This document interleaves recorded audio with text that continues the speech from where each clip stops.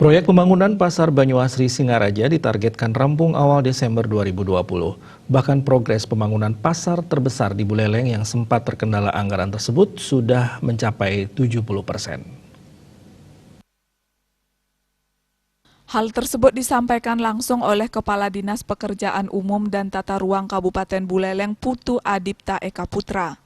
Pembangunan pasar yang awalnya sempat terkendala anggaran, kini menemui titik terang.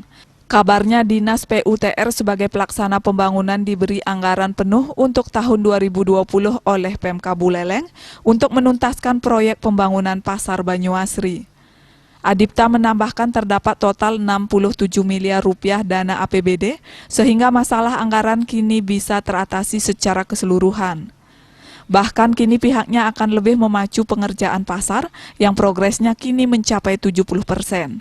Selain itu dari perjanjian pengerjaan rencananya pasar akan rampung pada akhir Desember, namun Dinas PUTR menargetkan awal Desember 2020 ini.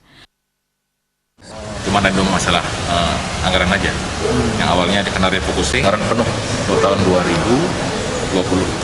Jadi kami di PU merasa plong, dari APBD dibantu kurang lebih sekitar 67 miliar total.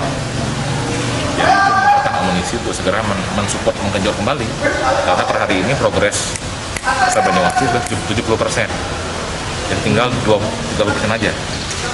Sementara nanti kalau ada kendala cuaca ataupun hujan ya di bulan terakhir kita akan coba 2 shift. Jadi target kami di PU awal Desember selesai. Di kontrak akhir Desember, tapi kami di awal Desember selesai. Saat ini pihak Rekana sedang persiapan pemasangan lift dan tahap finishing yang terus dikejar 3 bulan ke depan, sehingga proyek bisa rampung sesuai target awal Desember. Komang Yuda, Bali TV.